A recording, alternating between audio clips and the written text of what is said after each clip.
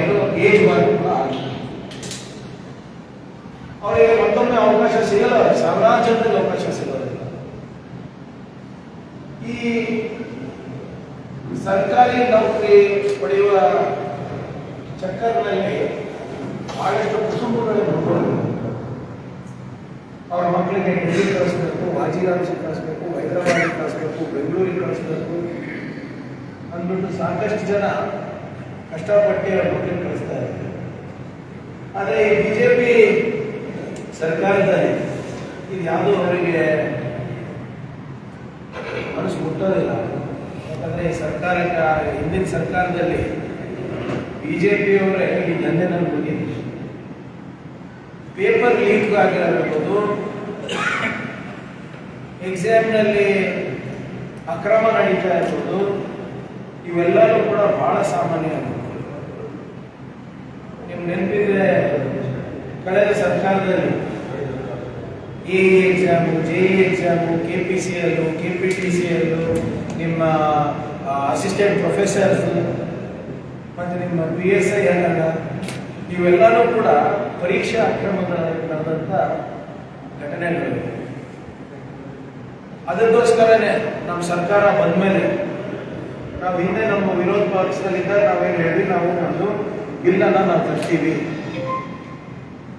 ಪರೀಕ್ಷೆಗಳಲ್ಲಿ ಅಕ್ರಮವನ್ನು ತಡೆ ಹಿಡಿಯಕ್ಕೆ ನಾವು ಬಿಲ್ಲನ್ನು ತರ್ತೀವಿ ಅಂತ ನಾವು ನೋಡಿದಂಗೆ ನಡೆದಿದ್ವಿ. ನಮ್ಮನ್ನ ನೋಡಿ ನಮ್ಮ ಬಿಲ್ಗಳನ್ನು ತಡೆ ಹಿಡಿದ ಗವರ್ನರ್ ಮುಖಾಂತರ ಮೋದಿ ಸರ್ಕಾರ ಇವತ್ತು ಪರೀಕ್ಷೆ ಅಕ್ರಮಗಳನ್ನು ತಡೆ ಹಿಡಿಯಕ್ಕೆ ಒಂದು ಬಿಲ್ ಪಾಸ್ ಮಾಡಿದೆ. ನಾವು ಕಾಂಗ್ರೆಸ್ ಮ್ಯಾನಿಫೆಸ್ಟೋ ಅಥವಾ ಬಿಜೆಪಿ ಮ್ಯಾನಿಫೆಸ್ಟೋ ನೋಡಿದ್ರೆ ಎರಡೂ ಮ್ಯಾನಿಫೆಸ್ಟೋನಲ್ಲೂ ಕೂಡ ಪೇಪರ್ ಲೀಕನ್ನು ತಡೆ ಹಿಡಿಯಲಿಕ್ಕೆ ಒಂದು ನಿರ್ದಿಷ್ಟವಾದಂಥ ಕ್ರಮ ತಗೊಳ್ತೀವಿ ಮತ್ತು ಎಲ್ಲ ಸ್ಟೇಟ್ಗಳಲ್ಲೂ ನಾವು ಜಾರಿ ಮಾಡ್ತೀವಿ ಅಂತ ಇಬ್ಬರು ಪ್ರಣಾಳಿಕೆಗಳಲ್ಲೂ ಇದೆ. ಮೋದಿಯವರು ಕೆಂಪುಕೋಟೆನಲ್ಲಿರ್ಬೋದು, ಪಾರ್ಲಿಮೆಂಟಲ್ಲಿರ್ಬೋದು, ಇಲ್ಲಿ ಕರ್ನಾಟಕದಲ್ಲಿ ಯಾವುದೇ ವೇದಿಕೆಯಲ್ಲಿರ್ಬೋದು, ನಾನು ಭ್ರಷ್ಟಾಚಾರವನ್ನು ನಾನು ತಡೆ ಹಿಡಿತೀನಿ, ಭ್ರಷ್ಟಾಚಾರಿಗಳು ಕಂಡ್ರೆ ಮೋದಿ ಕಂಡ್ರೆ ಭ್ರಷ್ಟಾಚಾರಿಗಳು ನಡಕ್ತಾರೆ ಅಂತ ನಡಕ್ತಾರೆ ಅಂತ. ಆದರೆ ಇವಾಗ ಎಲ್ಲ ಭ್ರಷ್ಟಾಚಾರಿಗಳು ಬಿಜೆಪಿ ಸೇರ್ಬಿಟ್ಟು ಪಾವನ ಆಗಿದ್ದಾರೆ. ಮತ್ತೆ ಇಲ್ಲಿ ಕೂಡ ಕರ್ನಾಟಕದಲ್ಲಿ ಕೂಡ ಬಿಜೆಪಿಯವರು ಮತ್ತೆ ಭ್ರಷ್ಟರ ನಂಟು ನಿನ್ನೆ ಸಾಬೀತಾಗಿದೆ. ಬಿಜೆಪಿಯವರು ಸುಮ್ಮನೆ ಅವರ ಪಕ್ಷವನ್ನು ಮರುನಾಮಕರಣ ಮಾಡಿಕೊಂಡು ಭಾರತೀಯ ಜನತಾ ಪಕ್ಷ ಬಿಟ್ಟು ಭ್ರಷ್ಟ ಜನತಾ ಪಕ್ಷ ಅಂತ ಮಾಡ್ಕೊಳ್ಳೋದು. ನಿನ್ನೆ ನಮ್ಮ ಕಲಬುರಗಿನಲ್ಲಿ ನಮ್ಮ ಚಿಂಚೋಳಿ ಸಂಸದರು ಉಮೇಶ್ ಜಾಧವ್ ಅವರು ಮತವನ್ನು ಪಡೀಲಿಕ್ಕೆ ಬೆಂಬಲವನ್ನು ಕೇಳಲಿಕ್ಕೆ, ಈ ಚುನಾವಣೆ ಕೇಳಲಿಕ್ಕೆ ಹತಾಶರಾಗಿದ್ದಾರೋ ಅಥವಾ ಅವರೆಲ್ಲರೂ ಮುಂಚೆಯಿಂದಾನು ಅವ್ರದ್ದು ಜುಗಲ್ಬಂದಿ ಇತ್ತು ಗೊತ್ತಿಲ್ಲ. ವೋಟ್ ಎಲ್ಲಿನಾನ ಬರಲಿ, ಹೆಂಗನ ಬರಲಿ, ಒಟ್ಟು ನಾನು ಗೆಲ್ಲಬೇಕು ಅಂದ್ಬಿಟ್ಟು ಇವತ್ತು ಉಮೇಶ್ ಜಾಧವ್ ಅವರು ಹೋಗಿ RD ಪಾಟೀಲ್ ಅವರ ಬೆಂಬಲವನ್ನ ಅವ್ರ ಮನೆಗೆ ಹೋಗಿ ಕೇಳಿದ್ದಾರೆ. ಆ ವ್ಯಕ್ತಿ ಜೈಲಿನಲ್ಲಿದ್ದಾರೆ. ಜೈಲಿನಲ್ಲಿ ಯಾಕಿದ್ದಾರೆ ಅಂದರೆ ಲಕ್ಷಾಂತರ ಯುವಕರಿಗೆ ಮೋಸ ಮಾಡಿ ಈ PSI ಹಗರಣದಲ್ಲಿ ಸಿಕ್ಕಿಬಿದ್ದು ಮತ್ತೆ ಮರುಪರೀಕ್ಷೆಯಲ್ಲೂ ಕೂಡ ಏನೋ ಒಂದು ಅಕ್ರಮವನ್ನು ಪ್ರಯತ್ನ ಮಾಡಿ ಅದರಲ್ಲೂ ಸಿಕ್ಕಿದ್ದು ಇವಾಗ ಜೈಲಿನಲ್ಲಿ.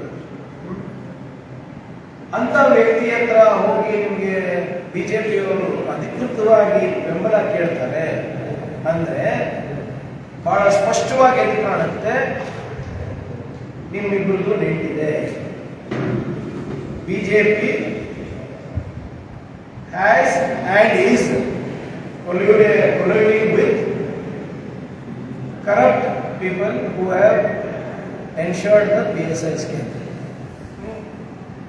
ಎಷ್ಟು ಜೀವನವನ್ನು ಹಾಳು ಮಾಡುವಂಥ ವ್ಯಕ್ತಿ ಮನೆಗೆ ಹೋಗ್ಬಿಟ್ಟು ನಾಚಿಕೆ ಇರಲ್ಲ ಅಂದರೆ ಭರ್ಜರಿ ಭೋಜನ ತಿಂದು ಬಂದಿದ್ದೀರಲ್ಲ, ಜನ ನೀವು ಕ್ಷಮೆ ಮಾಡ್ತಾರ?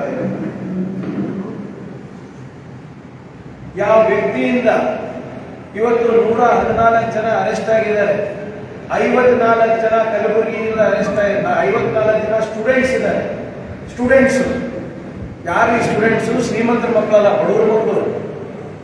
ಅದರಲ್ಲಿ 24 ಜನ ಕಲಬುರಗಿಯಿಂದ ಇದ್ದಾರೆ. ಉಮೇಶ್ ಜಾಧವ್ ಅವರೇ, ನಿಮ್ಗೆ ಏನಾದರೂ ಸ್ವಲ್ಪ ಕಾಮನ್ ಸೆನ್ಸ್ ಇದೆ? ಸ್ವಲ್ಪ ಜವಾಬ್ದಾರಿ ಇದೆಯಾ? Are you responsible member of parliament? 114 ಜನರು ಅರೆಸ್ಟ್ ಆಗಿದ್ದಾರೆ. 54 ಜನ ಸ್ಟೂಡೆಂಟ್ಸ್ಗೆ, people who have written the exam, PSI aspirants ಅವರೆಲ್ಲರೂ ಅಂಥವ್ರು ಅರೆಸ್ಟ್ ಆಗಿದ್ದಾರೆ. 25 ಜನ ಕಲಬುರಗಿನಲ್ಲೇ ಇದ್ದಾರೆ, ಫ್ರಮ್ ಯುವರ್ ಓನ್ ಕಾನ್ಸ್ಟಿಟ್ಯೂನ್ಸಿ. ಇನ್ನ ಇದ್ರ ಆಳ ಅಗಲ ಎಷ್ಟಿದೆ ಅಂತ ಇನ್ನ ಗೊತ್ತಾಗ್ತಾ ಇಲ್ಲ. ಜಸ್ಟಿಸ್ ವೀರಪ್ಪ ಕಮಿಷನ್ ಅವ್ರ ರಿಪೋರ್ಟ್ ಮೊನ್ನೆ ಸಬ್ಮಿಟ್ ಆಗಿದೆ.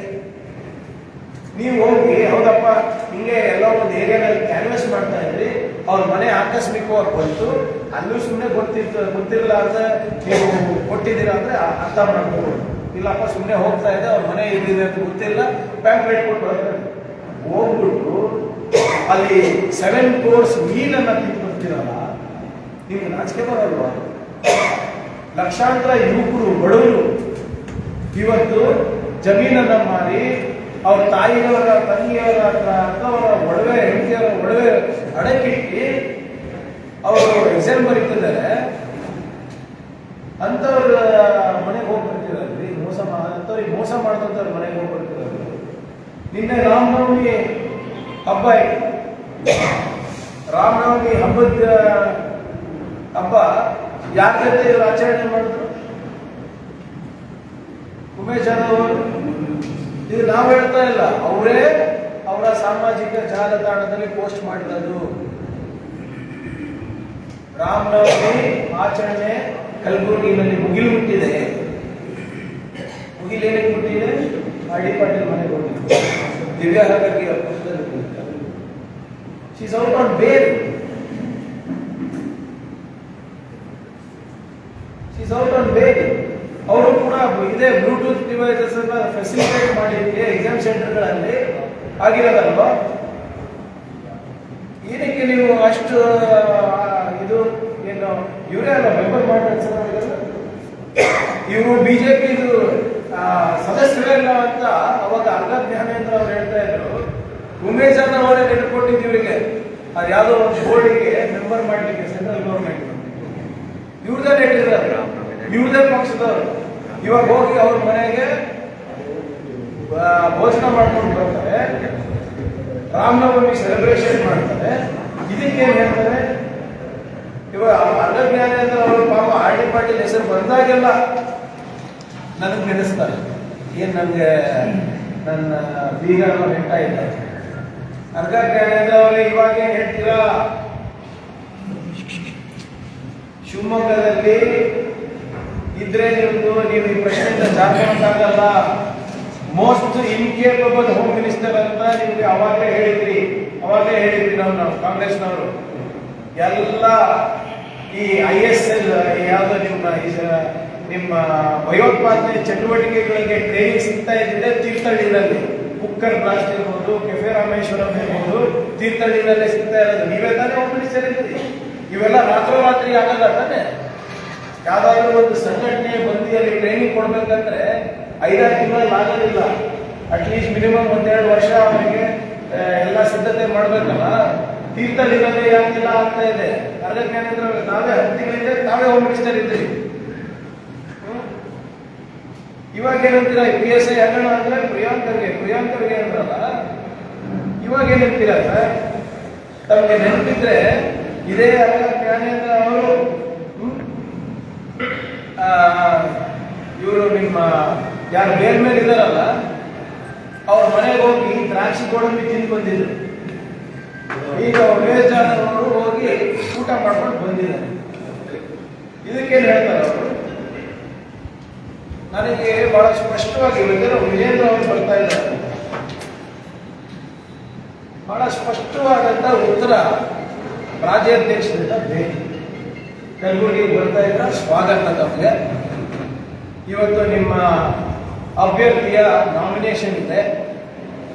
ಯಾವಾಗಲೂ ಕೂಡ ಕಾಂಗ್ರೆಸ್ಸಿಗೆ ದಮ್ಮು ತಾಕತ್ತು, ಕಾಂಗ್ರೆಸ್ ಮುಳುಗೋಗುತ್ತೆ ಏನು ಈ ಚುನಾವಣೆ ಆದ್ಮೇಲೆ ಅಂತ ಹೇಳೋರು ದಯವಿಟ್ಟು ಒಂದು ಸರಳ ಪ್ರಶ್ನೆಗೆ ಉತ್ತರ ಕೊಟ್ಬಿಟ್ಟು ಹೋಗಿ. ಅಷ್ಟೇ ಅನಿವಾರ್ಯ ಇತ್ತು ನಿಮ್ಮ ಸಂಸದರಿಗೆ ಹೋಗಿ ಇಂಥ ವ್ಯಕ್ತಿಗಳ ಜೊತೆ ರಾಮನವಮಿ ಆಚರಣೆ ಮಾಡಲಿಕ್ಕೆ, ಮತ್ತೆ ಹೋಗಿ ಅವ್ರ ಮನೆಯಲ್ಲಿ ಅವ್ರ ಬೆಂಬಲ ಕೇಳಲಿಕ್ಕೆ. ನೀವೇ ತಾನೇ ನಿಮ್ಮ ಪಕ್ಷದವ್ರು ತಾನೇ PSI ಸ್ಕ್ಯಾಮ್ ಎಲ್ಲ ನಮ್ಮ ಮೇಲೆ ಹಾಕಿರೋದು.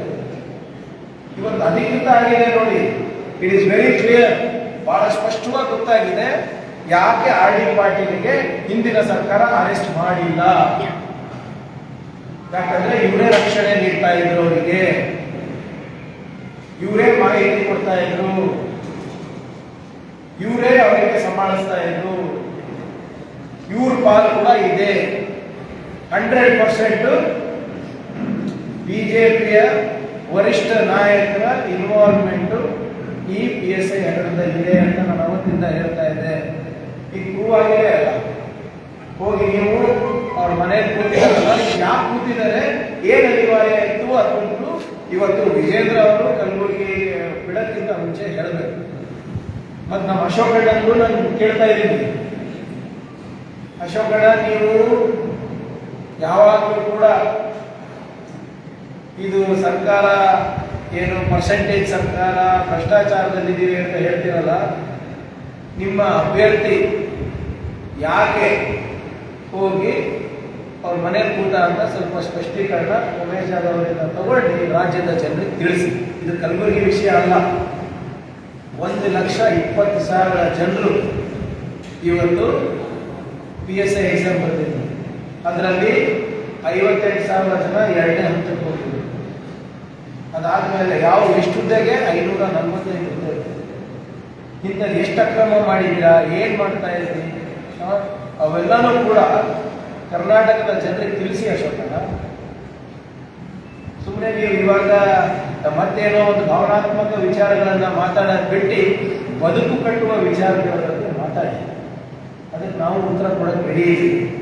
ಆದರೆ ಇವತ್ತು ಬಹಳ ಸ್ಪಷ್ಟವಾಗಿ ಏನು ಕಾಣುತ್ತೆ, ಯಾರಿಂದ ಮೋಸ ಆಗಿದೆ, ಆ ಮೋಸಗಾರರಿಂದ ಯಾರಿದ್ರು ಮತ್ತೆ ಯಾಕಿದ್ರು ಅಂತ, ಎಷ್ಟು ಕಮಿಷನ್ ತಿಂದಿದ್ದೀರಾ ನೀವು ನಮ್ಮ ಯುವಕರ ಭವಿಷ್ಯವನ್ನು ಹಾಳು ಮಾಡಲಿಕ್ಕೆ ಉಮೇಶ್ ಜಾಧವ್ ಅವರೇ ನೀವು ಹೇಳಬೇಕು. ಯಾರ್ಯಾರು ಮಾಡಿಸಿದ್ದೀರಾ, ಹೇಗೆ ಮಾಡಿಸಿದ್ದೀರಾ ಅಂತೆಲ್ಲ ಹೇಳಬೇಕು.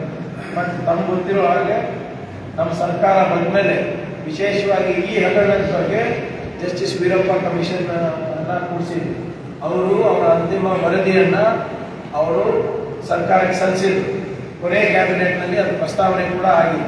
ಅದರಲ್ಲಿ ಬಹಳ ಸ್ಪಷ್ಟವಾಗಿ ಹೇಳ್ತಾ ಇದ್ದಾರೆ, ಅಂದರೆ ಸಮರಿ ಏನಂತ ಇದ್ರೆ ಅಕ್ರಮ ಆಗಿದೆ, ಅದರಲ್ಲಿ ಇನ್ನ ಆಳವಾಗಿ ಇನ್ವೆಸ್ಟಿಗೇಷನ್ ಮಾಡಬೇಕು.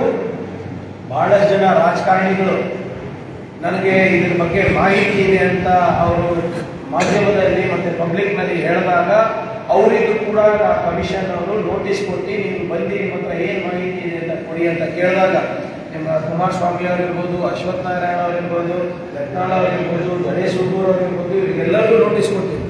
ಆದರೆ ಕಮಿಷನ್ನಿಗೆ ನೋಟಿಸ್ ಕೊಡೋದಷ್ಟೇ ಇರ್ತದೆ. ಅವ್ರೇನಾದರೂ ಲಾಯರ್ ಕಳೆದ್ರೆ ಅಥವಾ ಡಿಕ್ಲೈನ್ ಮಾಡಿದ್ರೆ ಅವರಿಗೆ ಒತ್ತಾಯ ಮಾಡಲಿಕ್ಕಾಗಲ್ಲ. ಅದಕ್ಕೆ ಅದನ್ನ ಕ್ರಿಮಿನಲ್ ಇನ್ವೆಸ್ಟಿಗೇಷನ್, ಫರ್ದರ್ ಇನ್ವೆಸ್ಟಿಗೇಷನ್ ಮಾಡಬೇಕು ಅಂತ ಅವ್ರ ರಿಪೋರ್ಟ್ ಕೂಡ ಕೊಟ್ಟಿದ್ದಾರೆ. ಸೊ ಆದ್ರಿಂದ ಇದನ್ನ ನಾವು ಚುನಾವಣೆ ಆದ ನಂತರ ಈ ಎಲ್ಲ ಆ್ಯಂಗಲ್ ಅನ್ನು ನೋಡಿ, ಮತ್ತೆ ಈ ಹೊಸ ಆ್ಯಂಗಲ್ ಏನು ಬಂದಿದೆ ನಮ್ಮ ಕಲಬುರಗಿ ಚಿಂಚೋಳಿ ಸಂಸದರು, ಅದನ್ನು ಕೂಡ ನಾವು ತನಿಖೆ ಮಾಡಿಸ್ತೀವಿ. ಅವರು ಮುಂಚೆ ಒಂದ್ಸಲ RD ಪಾಟೀಲ್ ನಿಮ್ಮ ಕಾಂಗ್ರೆಸ್ ಬಳಗದವ್ರೆ ಅಂತ ಅವರು RD ಪಾಟೀಲ್ ಯಾವತ್ತು ನಮ್ಮ ಕಾಂಗ್ರೆಸ್ ಬಳಗದವರು ಸನ್ಮಾನ ಮಾಡಿದ್ರು.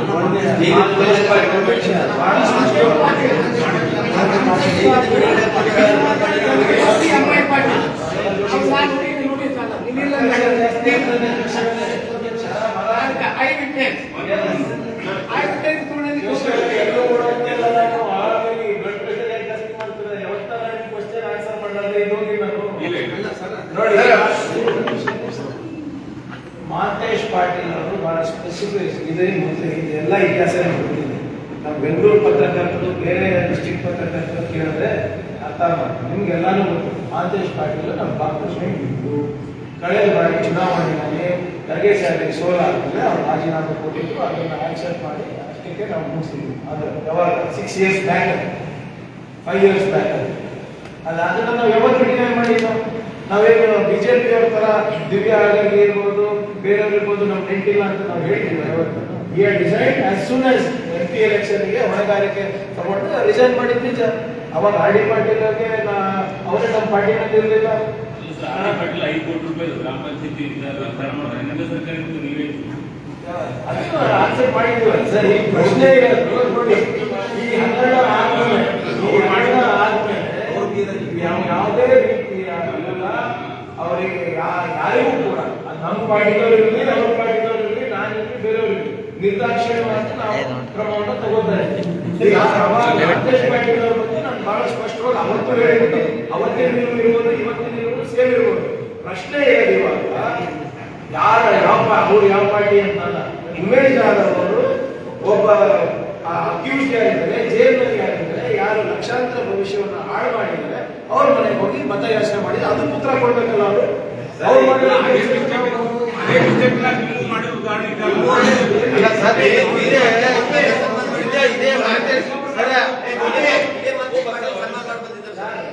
ನಿಮ್ಮೆಲ್ಲ ಒಬ್ಬರು ನಾಯಕರು ಸರ್ ಮಹಂತೇಶ್ ಪಾಟೀಲ್ ಅವರು ಜೈಲಿಂದ ಬಿಡುಗಡೆ ಆಗಿ ಬಂದಾಗ ಅಲ್ಲಪ್ರಭು ಅವರೇ ಹೋಗಿ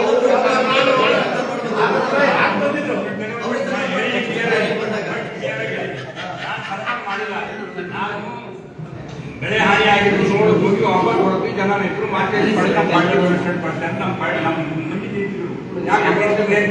ಇಲ್ಲಿ ಸನ್ಮಾನ ಮಾಡಕ್ಕೆ ಬಂದಿವಿ, ಬಂಧನ ಹೊರ ಬಂಧನ ಅಂತಂದು ಅಲ್ಲಿ ಹೋಗಿ ನಿಂತೀನಿ ಫೋಟೋ ತೆಗೆದು ಕಳಿಸಿ.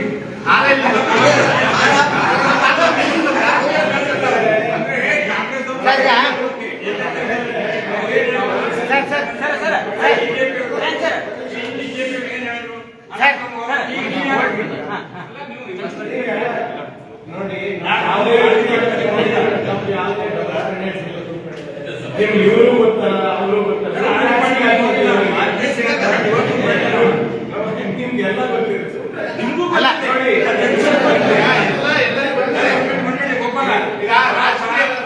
ಈಗ ನಿನ್ನೆ ಆದರ್ಶ ಪುರುಷನ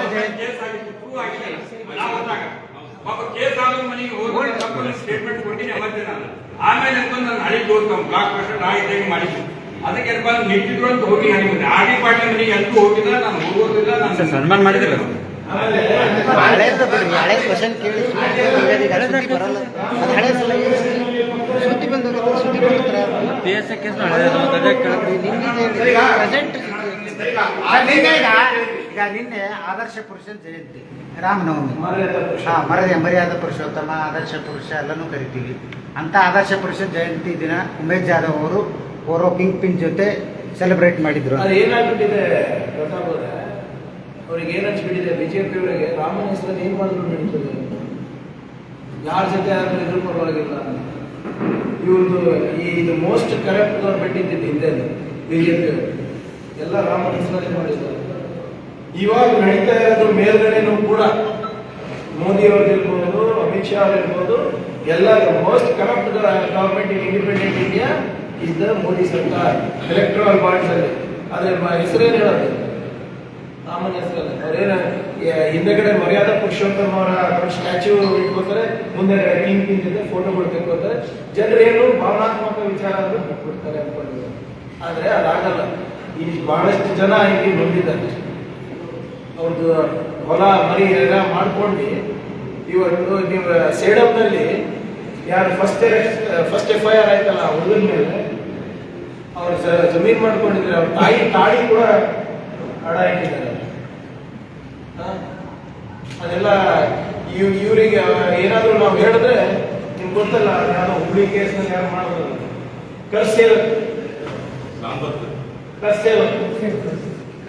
ಇವರೆಲ್ಲ ಕರ್ಸೇಬೇಕು.